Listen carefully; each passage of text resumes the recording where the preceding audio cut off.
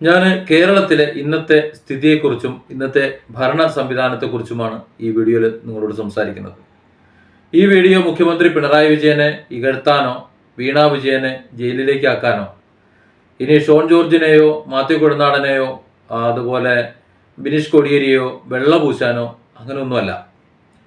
നമ്മൾ കേരളത്തിലാണ് ജീവിക്കുന്നത്. ഈ കേരളത്തിലെ ഒരു പൗരനാണ്. ഇന്ത്യയുടെ ഒരു ഭാഗമാണ് കേരളം എന്നതുകൊണ്ട് തന്നെ നമുക്ക് ചില അവകാശങ്ങളുണ്ട്, നമുക്ക് ഒരു ജീവിതമുണ്ട്.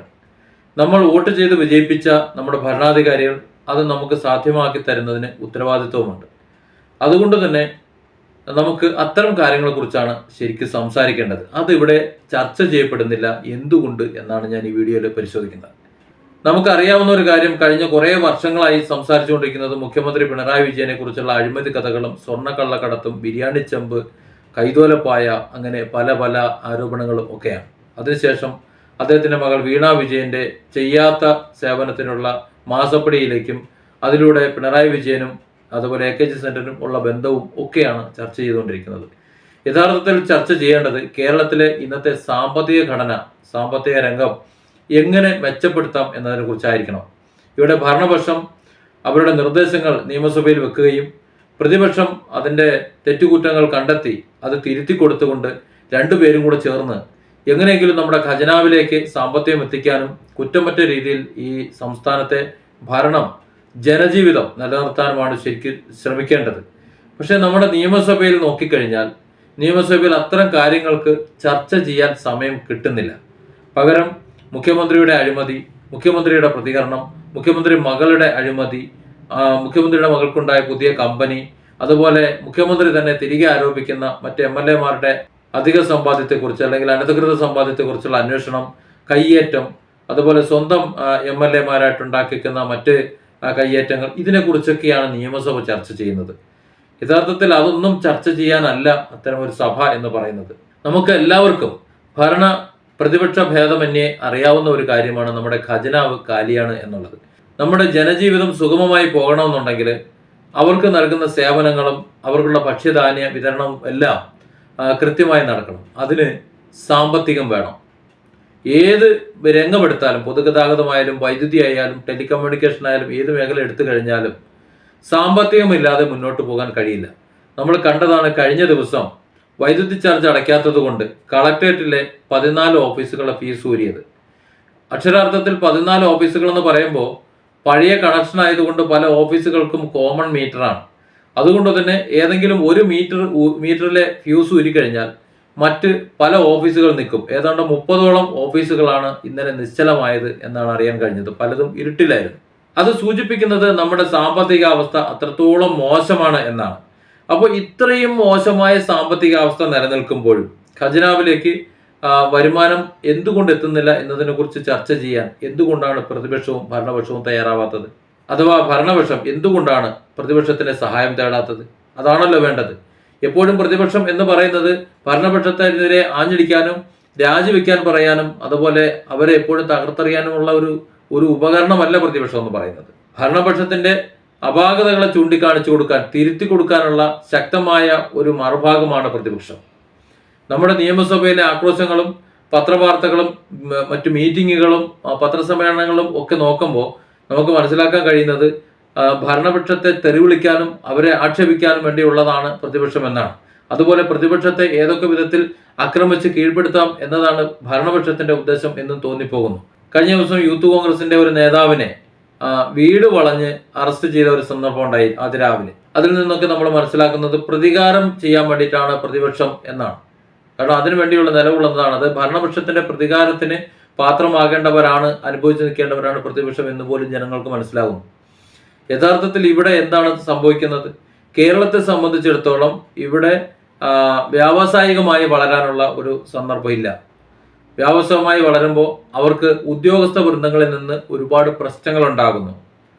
മറ്റ് സംസ്ഥാനങ്ങളിൽ, ഉദാഹരണത്തിന് ഗുജറാത്തിലാണെന്നുണ്ടെങ്കിൽ ഒരൊറ്റ ദിവസം കൊണ്ട് അവരുടെ എല്ലാ പേപ്പറും റെഡിയാവും. പിറ്റേ ദിവസം മുതൽ അവർക്ക് പ്രവർത്തനം തുടങ്ങാം വേണമെങ്കിൽ. ആ നിലയിലേക്കാണ് കാര്യങ്ങളുടെ പോക്ക്. അതുകൊണ്ട് തന്നെ സാമ്പത്തികമായി വളരെ മുന്നോട്ട് പോയിട്ടുണ്ട് വടക്കേ ഇന്ത്യൻ സംസ്ഥാനങ്ങൾ. നമ്മൾ അപരിഷ്കൃതരെന്നും വിദ്യാഭ്യാസമില്ലാത്തവരെന്നും വിളിച്ച് ആക്ഷേപിക്കുന്ന വടക്കേന്ത്യൻ സംസ്ഥാനത്തുള്ള സർക്കാർ അവരെ സംബന്ധിച്ചിടത്തോളം കൃത്യമായി അവർ അനുമതി കൊടുക്കുന്നുണ്ട്. ആ സംസ്ഥാനത്തെ ജനങ്ങൾ അതിവേഗം വളരുന്നുമുണ്ട്. ഒരു ഉദാഹരണത്തിന് കഴിഞ്ഞ ദിവസം നാടോടികളായിട്ടുള്ള കുറച്ച് സ്ത്രീകൾ, സ്ത്രീകളും പുരുഷന്മാരും തിരുവനന്തപുരത്ത് തമ്പടിച്ചതും അതിലൊരു കുട്ടിയെ കാണാതായതും നമ്മൾ കണ്ടു. ആ കുട്ടിയെ കാണാതായതുമായി ബന്ധപ്പെട്ട് അവരുടെ മറ്റു ബന്ധുക്കൾ തിരുവനന്തപുരത്ത് പറന്നിറങ്ങിയത് ഫ്ലൈറ്റിലാണ്. അതായത് ഈ പറഞ്ഞവർ അന്തി ഉറങ്ങിയത് അവിടെ ഒരു മൈതാനത്ത് വെറുതെ ടെന്റ് അടിച്ചും വെറും പായ വിരിച്ചുമാണ്. അപ്പോൾ അവരുടെ ബന്ധുക്കൾക്ക് ഫ്ലൈറ്റ് പിടിച്ച് വരാനുള്ള സാമ്പത്തിക ശേഷി ഉണ്ടെങ്കിൽ അവരുടെ ബാഹ്യമായ ജീവിത രീതി കണ്ടുകൊണ്ട് നമ്മൾ വിലയിരുത്തരുത് എന്നാണ് മനസ്സിലാക്കേണ്ടത്. കാരണം അവരുടെ നാട്ടിൽ അവർ സമ്പന്നരാണ്. പ്രത്യേകിച്ച് കർഷകർ നമ്മളെ പോലെയല്ല. ഒരു കാർഷിക വൃത്തി ചെയ്ത ശേഷം ബാക്കിയുള്ള സമയം വൈറ്റ് കോളർ ജോബ് നോക്കി നടക്കുന്നവരല്ല മറ്റുള്ളവർ. അവർ അവരുടെ കൃഷി ഇറക്കിയ ശേഷം നാടോടികളായി പോലും അവർ മറ്റ് മാർഗങ്ങളിലൂടെ പണമുണ്ടാക്കാൻ ശ്രമിക്കുന്നു, അവർ വരുമാനം ഉണ്ടാക്കാൻ ശ്രമിക്കുന്നു. അത് അവരുടെ രീതിയാണ്. അതുകൊണ്ട് നമ്മൾ ഇവിടെ കേരളത്തിൽ നിന്ന് ചിന്തിക്കുമ്പോൾ അവരെ അങ്ങനെയാണ് വിലയിരുത്തുന്നത്. അപ്പോൾ അതുകൊണ്ട് തന്നെ അതിനെ വിലയിരുത്തിക്കൊണ്ട് ഇവിടെ മെച്ചമാണ് എന്ന് നമ്മൾ പറയുമ്പോഴും ഇവിടെ അത്തരത്തിൽ വ്യവസായ സംരംഭങ്ങളോ മറ്റ് സംരംഭങ്ങളോ കച്ചവടമോ വളരാൻ പറ്റുന്നില്ല എന്നതാണ് നമ്മൾ നോക്കേണ്ടത്. പലപ്പോഴും പല സ്ഥാപനങ്ങളും നമ്മുടെ ഈ കേരളം വിട്ടു പോകുന്നു. കിറ്റക് സാബ് പോയതും അതിനു മുമ്പ് ഒരു വെയർ ഹൗസും കൊണ്ട് ഒരു നോർത്ത് ഇന്ത്യൻ കമ്പനി പോയതും ഒക്കെ നമ്മൾ കണ്ടു. അപ്പോൾ ഇത്തരത്തിൽ എന്തുകൊണ്ടാണ് സംഭവിക്കുന്നത് എന്നതിനെ കുറിച്ച് നമ്മുടെ ഭരണകൂടം സംസാരിക്കേണ്ടതാണ്. കാരണം ഏതെങ്കിലും ഒരു വ്യക്തിയോടുള്ള വൈരാഗ്യമല്ല ഒരു ഗവൺമെന്റ് ചെയ്യേണ്ടത്. ഒരു സർക്കാരിനെ സംബന്ധിച്ചിടത്തോളം ഒരു പാർട്ടിക്ക് വേണമെങ്കിൽ എന്ത് ചെയ്യാം? പാർട്ടിക്ക് അവർക്ക് വൈരാഗ്യം തോന്നാം, അവർക്ക് പരാതി കൊടുക്കാം. ജനാധിപത്യ രീതിയിൽ ഇവിടെ നിയമ സംവിധാനങ്ങളുണ്ട്.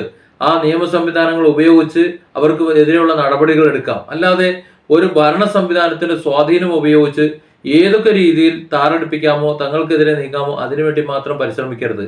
നമ്മുടെ ഗവൺമെന്റ്, വിശേഷിച്ച് ഇപ്പോഴത്തെ ഇടതുപക്ഷ ഗവൺമെന്റിൽ നിന്ന് അത്തരത്തിലാണ് നമ്മൾ കാണുന്നത്. അതിന് ഏറ്റവും നല്ല ഉദാഹരണമാണ് മറുനാടൻ മലയാളി ഷാജിസ് കറിയുടെ ഓഫീസിൽ കാണിച്ചത്.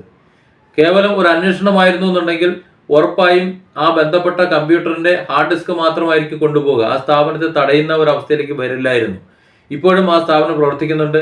അതിന്റെ മൗസ് പാഡ് അടക്കം എടുത്തുകൊണ്ട് പോയത് പ്രതികാരം ചെയ്യാൻ വേണ്ടിയിട്ടാണ് എന്നത് സത്യമാണ്. അതിന് സർക്കാർ സംവിധാനങ്ങളെ ഉപയോഗിക്കുന്നു എന്ന് പറയുമ്പോഴാണ് ഗവൺമെന്റിന്റെ സിസ്റ്റവും ജനങ്ങളും തമ്മിലുള്ള ബന്ധവും മനസ്സിലാകുന്നത്. ഇതൊക്കെ മനസ്സിലാകണമെങ്കിൽ തങ്ങൾ തിരഞ്ഞെടുക്കപ്പെട്ടത് ഈ കേരളത്തിലെ ജനങ്ങളെ സേവിക്കാൻ വേണ്ടിയിട്ടാണ്, അവരുടെ കാര്യങ്ങൾ നോക്കി നടത്താൻ വേണ്ടിയിട്ടാണ് എന്ന ഒരു ബോധം ഈ നേതാക്കന്മാരിൽ, ഭരണകർത്താക്കളിൽ ഉണ്ടാകണം.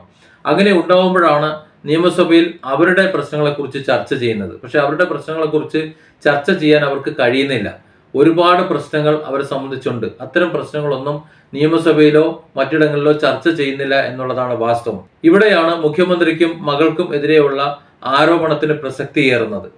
കഴിഞ്ഞ കുറച്ച് വർഷങ്ങളായി മുഖ്യമന്ത്രിയെക്കുറിച്ചും അതുപോലെ ബന്ധുക്കളെക്കുറിച്ചുമുള്ള അല്ലെങ്കിൽ പാർട്ടി നേതാക്കളെക്കുറിച്ചുമുള്ള ആരോപണങ്ങൾ മാത്രമാണ് വരുന്നത്. അത് മാത്രമാണ് ചർച്ച ചെയ്യപ്പെടുന്നത്. പൊതു ഇടത്തിൽ മറ്റു ചർച്ചകളില്ല. ഇപ്പോൾ മുഖ്യമന്ത്രിയുടെ മകൾ വീണ വിജയനെ എങ്ങനെ അറസ്റ്റ് ചെയ്യാം എന്നുള്ള ചർച്ച നടക്കുമ്പോൾ സത്യത്തിൽ അത് കേരളത്തിലെ ബാക്കി വരുന്ന 3.5 കോടി 4 കോടി ജനങ്ങൾക്ക് ഒരു തരത്തിലും ബാധിക്കുന്നതല്ല എന്നൊരു ചിന്ത പോലുമില്ല. എന്നിട്ടും കേരളത്തിലെ മാധ്യമങ്ങളും നിയമസഭയും അത്തരം കാര്യങ്ങളെക്കുറിച്ചാണ് ചർച്ച ചെയ്യുന്നത്. എന്തിനു വേണ്ടിയാണ് അത് ചർച്ച ചെയ്യുന്നത്? അത് നിയമത്തിന് വിട്ടുകൊടുത്തുകൊണ്ട് കേരളത്തിലെ ജനങ്ങൾക്ക് സാമ്പത്തികമായി അവരുടെ ഉന്നമനത്തിന്, അവരുടെ ജീവിത രീതി മെച്ചപ്പെടുത്താൻ വേണ്ടിയിട്ട് നമ്മുടെ ഖജനാവിലേക്ക് എങ്ങനെ പണം കൊണ്ടുവരാം, എന്തൊക്കെയാണ് നമ്മൾ മാറ്റം വരുത്തേണ്ടത് എന്നതിനെക്കുറിച്ച് എന്തുകൊണ്ടാണ് ചർച്ച ചെയ്യാൻ കഴിയാത്തത്? അങ്ങനെ ചർച്ച ചെയ്താലല്ലേ ഇതൊരു മെച്ചം ഉണ്ടാവുള്ളൂ. അപ്പോൾ ഇവിടെ നമ്മൾ മനസ്സിലാക്കേണ്ടത് അത്തരം കാര്യങ്ങളെക്കുറിച്ച് സംസാരിക്കാതെ ഇവിടെ മുഖ്യമന്ത്രി പിണറായി വിജയനെ കുറിച്ചും അദ്ദേഹത്തിന്റെ മകളുടെ അഴിമതിയെക്കുറിച്ചും കള്ള കമ്പനികളെക്കുറിച്ചും കടലാസ് കമ്പനികളെക്കുറിച്ചും ചെയ്യാത്ത സേവനത്തിനുള്ള വരുമാനത്തെക്കുറിച്ച് മാത്രം ഇവിടെ കൂടുതൽ ചിന്തിക്കുന്നുണ്ട് എന്നുണ്ടെങ്കിൽ, കൂടുതൽ സംസാരിക്കുന്നുണ്ടെങ്കിൽ, നിയമ നടപടികൾ വരുന്നുണ്ട് എന്നുണ്ടെങ്കിൽ ആ നിയമ നടപടികളെ എതിർക്കാനോ അതിന് വിശദീകരണം കൊടുക്കാനോ കഴിയുന്നില്ല എന്നുണ്ടെങ്കിൽ, ഇപ്പോൾ മുഖ്യമന്ത്രിയുടെ മകളെ തന്നെ ചോദ്യം ചെയ്യലിന് വിളിച്ചു കഴിഞ്ഞാൽ നേരെ ചെന്ന്, മടിയിൽ കനമില്ല എന്ന് പറയുമ്പോൾ നേരെ ചെന്ന് ചോദ്യം ചെയ്യലിന് ഇരിക്കുന്നതിന് പകരം വളരെ രഹസ്യമായി ആരും അറിയാതെ ചോദ്യം ചെയ്യലിന് വിധേയനാകുന്ന ഒരു അവസ്ഥയ്ക്ക് വരുമ്പോൾ സ്വാഭാവികമായും ജനം സംശയിക്കും എന്തൊക്കെയോ ചില ദുരൂഹത ഒളിഞ്ഞിരിക്കുന്നുണ്ട് എന്നുള്ളത്. അതായത് ഇവിടെ ഒരു സംസ്ഥാനത്ത് നമ്മൾ ഭരണം ഏൽപ്പിക്കുന്നത് പാർട്ടി നേതാക്കന്മാരുടെയോ അവരുടെ കുടുംബങ്ങളുടെയോ സാമ്പത്തിക സുരക്ഷിതത്വത്തിന് വേണ്ടിയിട്ടാണോ എന്ന് പൊതുജനം സംശയിച്ചു തുടങ്ങുന്നെങ്കിൽ അവരെ കുറ്റം പറയാൻ പറ്റില്ല. കാരണം കഴിഞ്ഞ ഏകദേശം 1 വർഷമായിട്ട് ഇതിനെക്കുറിച്ച് മാത്രമാണ് സംസാരിക്കുന്നത്. കേരളത്തിലെ ജനങ്ങളെക്കുറിച്ച് ഇവിടെ ചർച്ചയേ ഇല്ല. യഥാർത്ഥത്തിൽ കേരളത്തിലെ ജനങ്ങളെക്കുറിച്ച് ചർച്ച വരണം. കേരളത്തിലെ ജനങ്ങളെക്കുറിച്ച് ചർച്ച വന്നാൽ മാത്രമേ കേരളത്തിൻ്റെ വികസനത്തെക്കുറിച്ച് വരുള്ളൂ. ഇവിടെ വികസനത്തെക്കുറിച്ച് സംസാരിച്ചു കഴിഞ്ഞാൽ എങ്ങനെയാണ് വികസിക്കുന്നത് എന്നതിനെക്കുറിച്ച് ചർച്ച വരും. അപ്പോൾ സ്വാഭാവികമായും കൂടുതൽ വ്യവസായ സൗഹൃദ കേരളമായി മാറും. ഇപ്പോൾ വ്യവസായ സൗഹൃദ കേരളം എന്ന് പറയുന്നെങ്കിലും പ്രവർത്തിക്കാൻ ആവശ്യമായ പെർമിറ്റ് മുതൽ അതിൻ്റെ ലൈസൻസ്, വൈദ്യുതി വരെ എത്തി നിൽക്കുന്ന ഒരുപാട് കടമ്പകളുണ്ട്. അതിന് വിവിധ ഓഫീസുകളിൽ സുതാര്യതയില്ല. ആ ഓഫീസുകളിൽ നിന്ന് വളരെ പെട്ടെന്ന് കാര്യങ്ങൾ നടക്കുന്നില്ല. അപ്പോൾ അത്തരം കാര്യങ്ങളെക്കുറിച്ച് കൂടി സംസാരിക്കാൻ കഴിയണം. നിയമസഭയിൽ നമ്മുടെ മുഖ്യമന്ത്രിക്ക് അത്തരം കാര്യങ്ങൾ വന്ന് സംസാരിക്കാൻ കഴിയുന്നില്ല. അതിനർത്ഥം എന്താണ്? ഇത്തരത്തിൽ അഴിമതിയോ മറ്റു കാര്യങ്ങളോ ഉണ്ട് എന്നാണ്. ഇല്ല എന്നുണ്ടെങ്കിൽ അതിനെയൊക്കെ മാറ്റി നിർത്തി നിയമത്തിന്റെ വഴിക്ക് പോട്ടെ എന്ന് സമ്മതിച്ചു കൊടുത്തുകൊണ്ട് അവരുടെ അന്വേഷണത്തിന് വിധേയമായിക്കൊണ്ട് ആ അന്വേഷണത്തിന് വിഘാതമായി നിൽക്കാതെ സധൈര്യം ഈ സംസ്ഥാനത്തിന്റെ ഉന്നമനത്തിന് വേണ്ടി മുന്നോട്ട് പോകൂലേ? നമ്മുടെ സംസ്ഥാനം കടമെടുക്കാൻ വേണ്ടി മാത്രം വിധിക്കപ്പെടുകയാണ് ഇപ്പോൾ. ഈ കഴിഞ്ഞ 8 വർഷത്തെ ഭരണം നമ്മൾ പരിശോധിക്കുകയാണെന്നുണ്ടെങ്കിൽ ഓരോ ദിവസവും കടമെടുത്ത് കൂട്ടുന്നതല്ലാതെ കടം എങ്ങനെ കുറയ്ക്കാം എന്നതിനെ കുറിച്ച് ഒരാലോചനയും പ്രതിപക്ഷവും ചെയ്യുന്നില്ല, ഭരണപക്ഷവും ചെയ്യുന്നില്ല. അതായത് പ്രതിപക്ഷത്തിന് അവരുടെ റോൾ നിർവഹിക്കാൻ കഴിയുന്നില്ല. ഈ മാസപ്പടി വിവാദവുമായി ബന്ധപ്പെട്ട് നോക്കുമ്പോൾ അതിൻ്റെ കേസുകളിൽ ഈ മാസപ്പടി പറ്റിയത് ഈ പറയുന്ന CPM-ഓ അല്ലെങ്കിൽ പിണറായി വിജയനോ വീണാ വിജയനോ മാത്രമല്ല, അതിൽ മറ്റ് കക്ഷികളുമുണ്ട്, അവരുടെ പേര് വിവരങ്ങളുമുണ്ട്. പക്ഷെ അവർക്ക് വ്യക്തമായി എന്തിനാണ് എന്ന് പറഞ്ഞതുകൊണ്ടാവണം അവരിലേക്ക് അന്വേഷണം പോകാത്തത്. ഇവിടെ ഒന്നുമല്ലാതായി പോകുന്നത് കേരളത്തിലെ ജനങ്ങളാണ്. ഈ ജനങ്ങളെ സംരക്ഷിക്കാൻ ഇവിടെ ഭരണപക്ഷവും പ്രതിപക്ഷവും നിലവിൽ ഇല്ല എന്നുള്ളതാണ് വസ്തുത. അങ്ങനെ വരുമ്പോൾ കേരളത്തിലെ ജനത മാറി ചിന്തിച്ച് തുടങ്ങേണ്ട കാലം കഴിഞ്ഞു എന്നാണ് എനിക്ക് പറയാനുള്ളത്. മാറി ചിന്തിച്ച് തുടങ്ങണം. ഇവിടെ 8 വർഷം തുടർച്ചയായി ഭരണം കിട്ടിയിട്ടും ഒരു ദിവസം പോലും അല്ലെങ്കിൽ ഒരു വർഷത്തെ പോലും സാമ്പത്തികാവസ്ഥ മുഴുവൻ കടവും തീർക്കണമെന്നല്ല, തലേ വർഷത്തെ ആ ഒരു സാമ്പത്തികാവസ്ഥയിൽ നിന്നും ഒരല്പം ഉയർച്ച, ഒരു 0.1% ഉയർച്ച ആ കടത്തിൽ നിന്ന് കുറവ് വരുത്താൻ നമ്മുടെ ഭരണകർത്താക്കൾക്ക് കഴിയുന്നില്ല എന്നുണ്ടെങ്കിൽ ആ ഭരണം പരാജയമാണ്. നമ്മുടെ ഈ കേരളത്തിൽ കൃത്യമായി നികുതി പിരിച്ച് കൃത്യമായി സാമ്പത്തിക ക്രയവിക്രയങ്ങൾ നടക്കുകയും അതുപോലെ പുതിയ സംരംഭങ്ങൾക്ക് കാലവിളംബം കൂടാതെ അനുമതി കൊടുക്കുകയും ഉദ്യോഗസ്ഥന്മാരെ കൃത്യമായി നിയമാനുസൃതമായി മാത്രം പ്രവർത്തിച്ചുകൊണ്ട് ഈ സ്ഥാപനങ്ങളെ നിയമത്തിന് വിട്ടുകൊടുത്തുകൊണ്ട് അവർ ശല്യപ്പെടുത്താതെ മറ്റ് ട്രേഡ് യൂണിയനുകളെ ആവശ്യമില്ലാത്ത കടന്നുകയറ്റങ്ങൾ ഒഴിവാക്കിക്കൊണ്ട് പ്രവർത്തിക്കാൻ അനുവദിച്ചാൽ തന്നെ ഈ കേരളത്തിന്റെ സാമ്പത്തികാവസ്ഥ കുതിച്ചുയരും. നിർഭാഗ്യവശാൽ അത്തരത്തിൽ ഒരു തീരുമാനമെടുക്കാനോ നടപ്പിലാക്കാനോ ഇവിടെ നമ്മുടെ ഭരണപക്ഷം തയ്യാറല്ല, അല്ലെങ്കിൽ അതിൽ പരാജയമാണെന്ന് പറയാതിരിക്കാൻ വയ്യ. അതിന് ഉദാഹരണമാണ് 1 വർഷത്തോളം മുമ്പ് നടന്ന മറ്റൊരു സംഭവം എന്ന് പറയുന്നത്. 4-5 ബസ്സുകൾ സർവീസ് നടത്തുന്ന ഒരു ബസ് ഓണർക്ക് ഒരു ബസ്സിൽ മാത്രമാണ് ലാഭമുള്ളത്, ബാക്കിയുള്ള ബസ്സുകളൊക്കെ നഷ്ടത്തിലാണ്.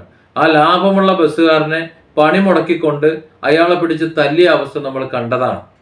അത് യൂണിയൻകാരാണ്. അതുപോലെ ധാരാളം സ്ഥാപനങ്ങൾ, അതായത് തൊഴിൽ മുടക്ക് ചെയ്യാൻ വേണ്ടിയിട്ട് അല്ലെങ്കിൽ പണിമുടക്ക് നടത്താൻ വേണ്ടിയിട്ട്, തൊഴിൽ സ്ഥാപനങ്ങളിൽ കയറ്റിറക്ക് തടയാൻ വേണ്ടിയിട്ട് ലാഭകരമായി പോകുന്ന സ്ഥാപനങ്ങളെയൊക്കെ എങ്ങനെ പൂട്ടാം എന്ന് ആലോചിച്ചുകൊണ്ട് നിൽക്കുന്ന ട്രേഡ് യൂണിയനുകൾ, പ്രധാനമായും ഇടതുപക്ഷ യൂണിയനുകൾ. മറ്റുള്ളവർക്ക് അത്ര സ്കോപ്പില്ല എന്നാണ് തോന്നുന്നത്. എങ്കിലും ഈ ട്രേഡ് യൂണിയനുകളുടെ ഒരു പൊതു സ്വഭാവം നിയന്ത്രിക്കപ്പെട്ടാൽ തന്നെ ഇവിടെ വ്യവസായം കൂടും. അതൊന്നും ചെയ്യാതെ എന്തുകൊണ്ടാണ് മുഖ്യമന്ത്രി ഇങ്ങനെ സ്വന്തം കുടുംബത്തിന്റെ കാര്യം മാത്രം നോക്കേണ്ടി വരുന്നത് എന്നാണ് നമ്മൾ ആലോചിക്കേണ്ടത്. അതായത് ഇവിടെ ഒരു സമഗ്രമായ വികസനത്തിനും സമഗ്രമായ സാമ്പത്തിക സാമൂഹിക സമുദ്ധാരണത്തിനും വേണ്ടിയിട്ടാണ് നമ്മളൊരു ഭരണ സംവിധാനത്തെ തിരഞ്ഞെടുത്തയക്കുന്നത്. ആ സ്ഥാനത്ത് അവർ ചെന്നിരുന്നു കൊണ്ട് സ്വന്തം മക്കളുടെയും അതുപോലെ സ്വന്തം പാർട്ടിയുടെയും കേസുകൾ പറയാനും അല്ലെങ്കിൽ അവരുടെ പ്രതിസന്ധികൾ തീർക്കാനും അവർക്ക് ടൂർ അടിക്കാനും അവർക്ക് പ്രശസ്തി ഉണ്ടാക്കാനും പാർട്ടിക്ക് പേരെടുക്കാനും സ്വന്തമായി പേരെടുക്കാനും സ്വന്തം അക്കൗണ്ട് നിറയ്ക്കാനും വേണ്ടി പ്രവർത്തിക്കുന്ന ഭരണകർത്താക്കളെയാണ് നമ്മളിപ്പോൾ കണ്ടുകൊണ്ടിരിക്കുന്നത്. അതായത് എന്തിനു വേണ്ടിയാണോ തിരഞ്ഞെടുക്കുന്നത് ആ ഒരു സിസ്റ്റം അല്ല ശരിക്കുള്ളത്. അത് ഒരു വലിയ അപകടമാണ്. ആ അപകടത്തിൽ നമുക്കൊരു കാരണവശാലും കൂട്ടു നിൽക്കാൻ കഴിയില്ല. ഇന്ന് ഇവിടെ ഏറ്റവും കൂടുതൽ സംസാരിക്കുന്നത് പിണറായി വിജയനെ കുറിച്ചും വീണാ വിജയനെ കുറിച്ചും ഒക്കെയാണ്. ഷോൺ ജോർജിനെയും അതുപോലെ കോടിയേരി ബാലകൃഷ്ണനെയൊക്കെ കുറിച്ചാണ്. കാരണം അത് പറയാൻ കാരണം മുഖ്യമന്ത്രിയുടെ മകൾ വീണാ വിജയനെതിരെയുള്ള ശക്തമായ കേസ് നിലനിൽക്കുന്നു. അതിനെതിരെ പ്രതിരോധിക്കാൻ വേണ്ടി മാത്രം മുഖ്യമന്ത്രി സമയം കണ്ടെത്തുന്നു. അപ്പോൾ സ്വാഭാവികമായും ഈ ഭരണ സംവിധാനത്തിന്റെ സാരഥ്യം വഹിക്കുന്ന മുഖ്യമന്ത്രിയും അവരുടെ മകളും കുറ്റക്കാരാണോ എന്ന് സംശയിക്കുന്ന ഒരു അവസ്ഥയിലേക്കാണ് കാര്യങ്ങൾ പോണത്. അല്ല എന്നുണ്ടെങ്കിൽ അവർ അന്വേഷണത്തിന്റെ വഴിക്ക് വിട്ടേനെ. പക്ഷെ അത് ചെയ്യുന്നില്ല.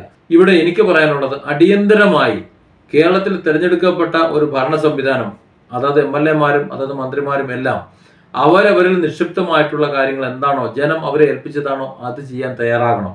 നിങ്ങൾ അവർക്ക് വേണ്ടി ഭരിക്കാനും അവർക്ക് വേണ്ടി ശബ്ദിക്കാനും തയ്യാറാകണം. നിങ്ങൾ നടത്തുന്ന അഴിമതികൾ, അതുപോലെ നിങ്ങൾ നടത്തുന്ന സ്വജനപക്ഷപാതം, നിങ്ങളുടെ കുടുംബം നടത്തുന്ന തട്ടിപ്പുകൾ, അതൊക്കെ നിയമത്തിന് വിട്ടുകൊടുക്കണം. അത് ഒരുപക്ഷെ ഭരണപക്ഷമാണ് ചെയ്യുന്നതെന്നുണ്ടെങ്കിൽ പ്രതിപക്ഷം അത് നിയമപരമായ നീക്കുപോക്കുകളിലേക്ക് അത് പോകണം, അല്ലെങ്കിൽ നിയമപരമായ നടപടികളിലേക്ക് പോകണം. അതിനെ പൊതുയിടത്തിൽ വലിയ ചർച്ചയാക്കി കൊണ്ടുവന്ന് അതാണ് ഇവിടെ ജനങ്ങളുടെ ആവശ്യം എന്നതിലേക്ക് കൊണ്ടുവരുന്നതിന് പകരം അത് മാറ്റി നിർത്തിക്കൊണ്ട് ഇവിടെ എങ്ങനെ ഒരു മികച്ച സംസ്ഥാനമാക്കി മാറ്റാം, സാമ്പത്തിക അടിത്തറയുള്ള മൂല്യാധിഷ്ഠിതമായ ഒരു സംസ്ഥാനമാക്കി എങ്ങനെ മാറ്റാം എന്നതിനെ കുറിച്ചുള്ള ചർച്ച കൊണ്ടുവരാൻ ഇവിടുത്തെ ജനപ്രതിനിധികൾ ശ്രമിക്കണം. അല്ല എന്നുണ്ടെങ്കിൽ എന്നും പിണറായി വിജയന്റെ മാസപ്പടിയും ചെമ്പും കൈതോലപ്പായയും കുറിച്ച് ചർച്ച ചെയ്തുകൊണ്ട് ഇനിയുള്ള കാലം മുന്നോട്ട് പോകുമ്പോൾ ഏത് ഭരണകക്ഷി ഇവിടെ ഭരിച്ചാലും, ആര് എങ്ങനെ ഇവിടെ ജനകീയരെന്ന് പറഞ്ഞുകൊണ്ടിരുന്നാലും, ആരാണ് കേമൻ എന്ന് പറഞ്ഞുകൊണ്ടിരുന്നാലും കേരള ജനത ഓരോ നിമിഷവും അടിയിലേക്ക് പോയിക്കൊണ്ടിരിക്കും. ഇതിലുണ്ടാകുന്ന അപകടം അഭ്യസ്തവിദ്യരായ വലിയൊരു വിഭാഗം മറുനാട്ടിലേക്ക് പോകും. വയസ്സന്മാരുടെ ഒരു പടയായി, ഒന്നിനും കൊള്ളാത്ത, പണ്ട് നമ്മൾ കാനലില്ലാത്ത കാലം എന്നൊരു കവിത നമ്മുടെ കുട്ടിക്കാലത്ത് പഠിച്ചിട്ടുണ്ട്. ആ ഒരു അവസ്ഥയിലേക്ക് നമ്മുടെ കേരളം മാറും എന്നതാണ് ഇപ്പോഴത്തെ അവസ്ഥയിൽ പറയാനുള്ളത്.